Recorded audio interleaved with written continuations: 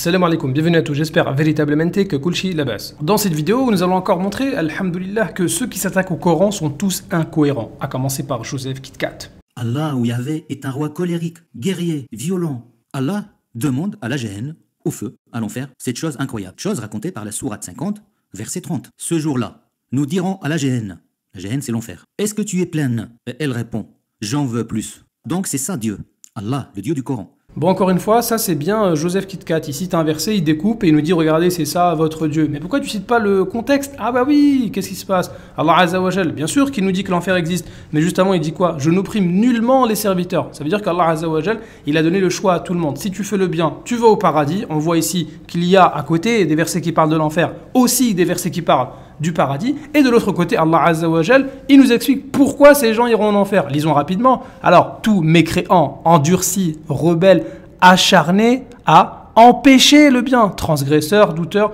celui qui plaçait à côté d'Allah une autre divinité. Bah maintenant c'est plus clair. Oui, l'islam c'est tout ça et c'est pas ça. Et puis il nous dit que Allah Azza wa Jal c'est un roi colérique violent. Mais est-ce que tu as lu le Coran déjà? Alors Allah Azza wa Jal, oui, il y a des versets où il parle de colère, de violence, mais il n'y a aucun verset où Allah Azza wa Jal il utilise la colère en tant que nom. Par exemple, le colérique, ça n'existe pas. Par contre, Allah Azza wa Jal, il utilise plusieurs de ces noms et les noms qui sont les plus utilisés pour Allah Azza wa Jal le Tout-Puissant, c'est des noms de miséricorde. Rahim, plus de 100 fois. Pardonneur, Rafour, etc. Ça, c'est les noms les plus cités par Allah Azza wa Jal. De l'autre côté, oui, c'est vrai, on a des versets où Allah Azza wa Jal, il dit qu'il est dur en châtiment. Sauf que le problème de Joseph KitKat, c'est qu'il nous parle de ces versets-là qui sont répétés pas plus de 25 fois dans tout le Coran. Et il fait passer ça pour le cas général, ou bien il n'y a que ça. Mais pourquoi tu ne nous parles pas ici des centaines de versets où Allah Azza wa Jal, il montre qu'il veut le bien de tout le monde, qu'il est miséricordieux et qu'il pardonne.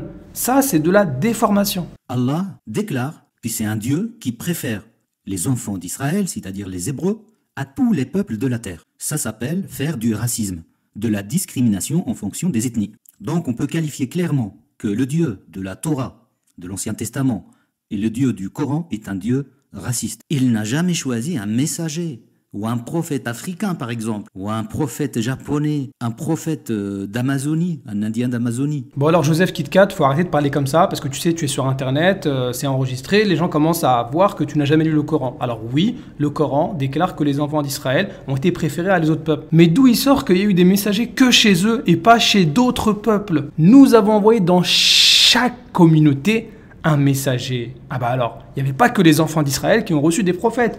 Deuxièmement, Allah Azza wa Jal, il nous dit que à partir du prophète Mohammed alayhi salatu wassalam, eh bien c'est un prophète qui est envoyé à toute l'humanité. Donc il n'y a rien à voir avec le racisme. N'importe qui peut choisir volontairement d'adorer Allah Azza wa Jal, le Seigneur de l'univers, le tout miséricordieux, celui qui a tout créé, celui qui connaît tout. Mais c'est pas beau ça? Vous êtes la meilleure communauté. C'est pas une question d'enfants d'Israël ou d'autres. N'importe qui peut faire partie de la meilleure communauté. Bon, tu sais quoi, Joseph KitKat, je pense qu'on a vu que non seulement tu étais un falsificateur malhonnête, mais en plus, tu es un ignorant qui a jamais lu le Coran, comme on va encore une fois le démontrer. Et puis, j'en ai un peu marre de parler avec toi dans cette vidéo, donc je vais laisser les versets du Coran te répondre directement. Le Coran ne parle pas de la tribu arabe de Mahomet, Quraïsh. Bismillahirrahmanirrahim. Li'ilafi Quraysh. Au nom d'Allah, le tout miséricordieux, le très miséricordieux, à cause du pacte des Quraïsh. Le Coran ne parle pas de la tribu arabe de Mahomet,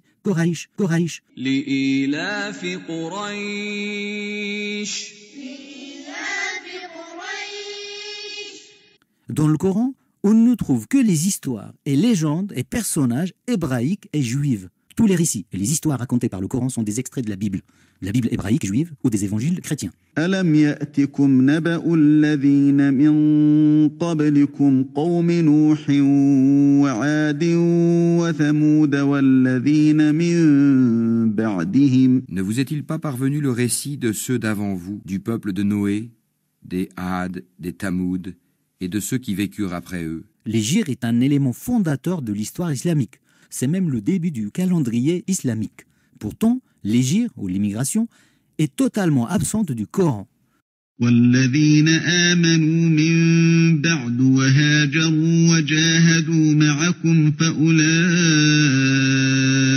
منكم. Et ceux qui après cela ont cru et émigrer et lutter en votre compagnie, ceux-là sont des vôtres. L'hégire, ou l'immigration, est totalement absente du Coran. وبنات خالك وبنات خالاتك اللاتي هاجرن معك Les filles de ton oncle maternel et les filles de tes tantes maternelles, celles qui avaient émigré en ta compagnie, L'hégire, ou l'immigration, est totalement absente du Coran. يا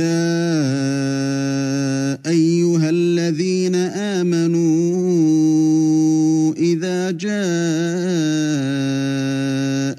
المؤمنات مهاجرات فامتحنوهن الله أعلم بإيمانهن ô vous qui avez cru, quand les croyantes viennent à vous en émigrer, éprouvez-les. Allah connaît mieux leur foi. Pardon Youssef, je reprends la parole rapidement. Je voulais juste savoir, est-ce que tu pouvais passer le test de réciter correctement la première sourate du Coran?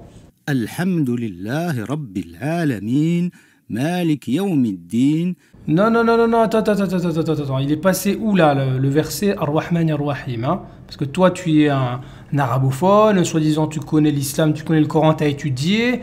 Première sourate du Coran, tous les enfants connaissent cette sourate-là, tu peux pas nous la faire à l'envers. Refais. Alhamdulillahi Rabbil Alamin, Malik Yawmiddin. Mais non, mais c'est pas vrai le type. Il a même pas... Ar-Rahman Ar-Rahim. Vous voyez en fait comment, subhanallah, c'est lui qui se prive de la miséricorde d'Allah. Il n'arrive même pas à réciter ce verset. Iyaka na'budu wa iyaka nasta'in. Iyaka. Iyaka. Il y a une shadda ici. Iyaka, c'est pas Iyaka. Mais et vous voyez encore une fois ici, subhanallah, c'est ça qui est extraordinaire avec le Coran. Ce type-là, il avait dit dans une vidéo, c'est plus cohérent de croire en deux dieux, le dieu du bien, le dieu du mal. Mais c'est normal que tu n'arrives pas à réciter Iyyaka na'budu, c'est toi seul que nous adorons Allah Azza wa Jal. Et au passage, le fait de réciter Iyyaka sans la shadda, ce qui donnerait l'erreur suivante, Iyyaka, comme l'a fait Joseph Tic Tac, eh ben en fait, ça donnerait le sens, c'est ton soleil que nous adorons. Mais c'est encore la preuve que Joseph Tic Tac, non seulement c'est un ignorant qui ne sait pas réciter le Coran, mais en plus, il ne fait que confirmer que c'est bien un polythéiste. Donc en fait, si on résume, Joseph Kit Kat, tu ne sais même pas réciter la première sourate du Coran, et en plus, Allah Azza wa Jalla a fait que dans cette sourate-là, tu n'arrives même pas à réciter les versets qui parlent de sa miséricorde, les versets qui parlent de son unicité. Bah, ça veut tout dire, hein. Le Coran, c'est trop fort pour toi. وقل جاء الحق وزهق الباطل إن الباطل كان زهوقا